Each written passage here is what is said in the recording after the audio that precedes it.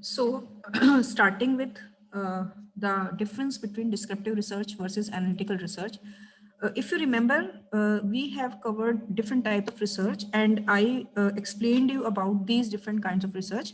But because after so long we are meeting, so I thought it's a good idea to just refresh that thing.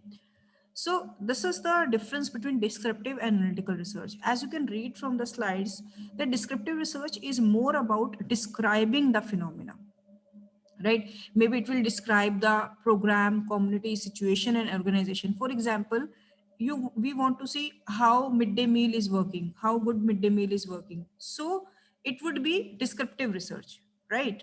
So while if we want to say how we can make midday meal scheme more effective, then it would be a analytical kind of research, right? How a product is performing is a descriptive research. How is the sale is an example of analytical research. Can you make out the difference between two? Description means जो है जैसा है, whatever it is, we are describing that.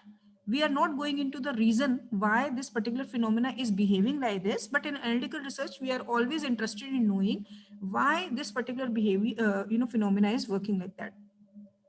Then finding details to determine the nature of something as it presents in the study. हम as it is उसकी nature बताते हैं. Analytical में हम reason पे जाते हैं. Descriptive just tell the us when, where and who. And analytical is the only research that tells us why. Similarly, descriptive study has some formal structure that we need to give our details of the sample or detail of the scheme, research, while analytical sometimes could be of informal structure, right? Now, similarly, we have covered other two type of research, that is quantitative and qualitative. Right? It's not that descriptive cannot be qualitative or analytical cannot be qualitative. These are different bases on which we can, discriminate or differentiate between the types of research. So one differentiation was analytical and descriptive. The second one is the quantitative versus qualitative, depending upon the type of data. Now, as you know, quantitative talks about number. Even if we are studying the perception of the consumer, we will always try to convert that perception into some numbers through coding, and then we will analyze it as a numbers, and then in interpretation we will tell the meaning of that numbers. I'll show you the example of this also. While in qualitative study, we take the interview of the people. If you remember that I've shown you one paper on based on qualitative analysis, and then we infer some kind of meaning. We infer some kind of information from the qualitative data. Generally, in quantitative sample, we take large sample.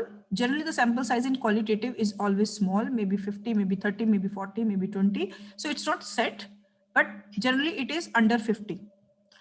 Quantitative may we use survey and questionnaire, while in qualitative we use interview, observation, or focus group. Now, what is focus group?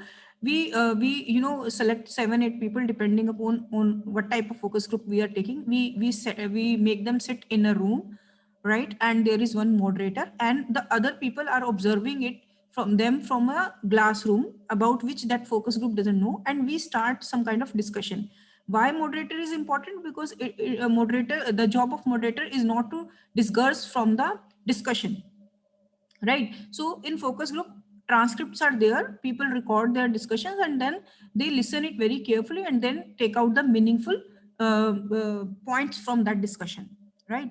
Quantitative is little bit structured and systematic, while qualitative may be little bit can be seemed unstructured, but though it is not, but the presentation may be little unstructured and flexible. There is no set rule that we will go this way or we will report this thing like that.